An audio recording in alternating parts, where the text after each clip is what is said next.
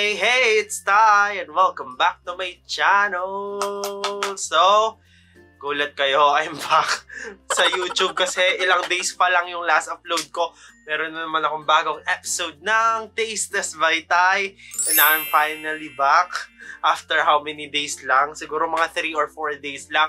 I am back dito sa YouTube at ang taste test natin is the newest release from Greenwich. So, ngayon meron na silang bagong product which is a dessert. Parang first time nila magka-dessert sa Greenwich. I don't know if ito lang yung dessert na available sa menu nila ngayon. Pero I think ito lang kasi nabasa ko dun sa ads nila sa Facebook na finally parang may dessert na yung Greenwich. And now, yun yung iti-taste test natin. And this is yung frozen cake in classic choco flavor. So, yan. Actually, nakita ko rin yung pinaka-ads nila dun sa Greenwich mismo.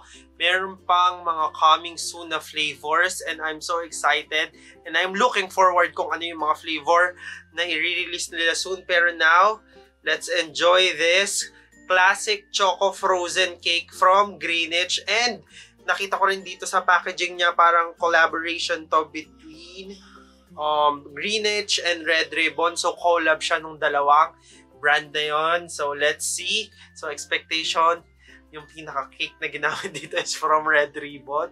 Malamang. So yan. So if interested kayo malaman yung comments and thoughts ko about this, just continue watching. And before we start, please don't forget to subscribe to my YouTube channel and click the notification bell button para notified kayo whenever I upload a new video. And comment your video suggestions if meron kayong gusto makita sa channel ko. Just comment. It's a comment box below. And if accessible sa akin yan, talaga nga namang ito-try ko yan sa harap nyo. And please do follow me on my other social media accounts.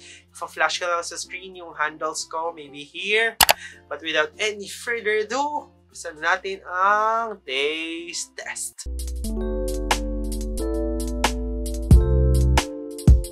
Siyempre, bago tayo mag-start ng taste test, surprising muna tayo. This is 49 pesos for this size. And I think enough lang tong size na to for a dessert para hindi naman masyadong nakakabusog or nakakaumay. I don't know if this is nakakaumay. Pero ang gusto ko kasi sa cake is hindi siya ganun katamisan. So let's see. And sa itsura niya para siyang chocolate mousse. So yan yung itsura niya.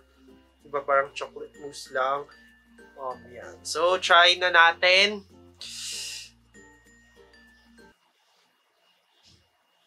So, ito yung layering niya. May parang sponge cake. Then, yung cream, chocolate cream. So, try na natin.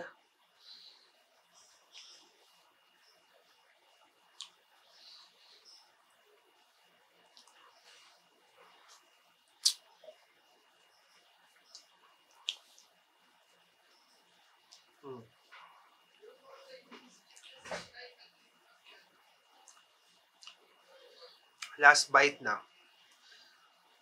Yan yung layering niya. Parang may chocolate sponge cake. Yung pinaka-cream. And then, meron siyang chocolate chips sa taas. And chocolate frosting. So, yan.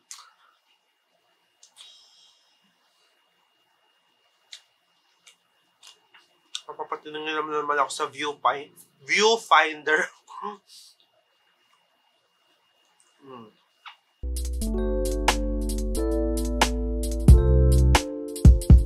So, tapos na tayo sa taste test. It's now time for my comments para sa newest release from Greenwich, which is yung frozen cake in classic choco variant. So, magre-release sila soon ng other flavors or other variants and I'm so excited and I'm looking forward to try yon. Pero for now, syempre, ito lang yung available nila, itong classic choco. Kaya, ito lang yung tinaste test ko. And tama ako, chocolate mousse siya. And, kagaya nung sinabi ko kanina, ayoko ng cake na sobrang tamis or nakakaumay na sa tamis, like one bite, busog ka. This is hindi ganong katamisan. Parang yung matamis sa kanya is yung pinaka bottom layer which is a sponge cake.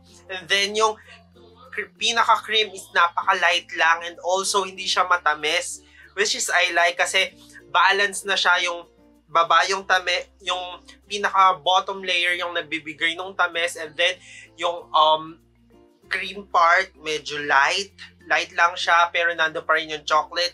And also, gusto ko yung may extra crunch from the chocolate frosting and chocolate chip dun sa taas. Kaya, perfecto. And I think, perfect yung sizing niya kasi hindi ka mauumay. I think mauubos mo siya in one sitting nang hindi nauumay kasi nga konti lang. Perfect serving lang to for a dessert. And ito yung perfect amount para hindi ka maumay. I think, for me lang naman. I don't know if ganun din yung thoughts niya. Pero para sa akin, perfect yung sizing niya. For a dessert, hindi ka mauumay or hindi mo siya aayawan. Mauubos mo siya in one sitting. So, yun. So, good job for this. Yun lang yung masasabi ko sa newest release from Greenwich, which is yung frozen cake. So, tapos na tayo sa comments. Tapos na rin ako sa taste test. It's now time for my rating.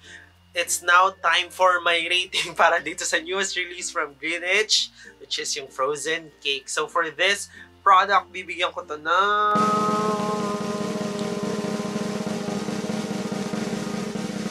7 out of 10. So, yon yung rating ko. It is a must try. If na-try nyo na to sa Greenwich, just let me know your thoughts by commenting sa baba if same tayo ng nalasahan dito sa frozen cake nila. And sa mga mahihilig sa chocolate or chocolate mousse, for sure magugustuhan nyo to. So, yun.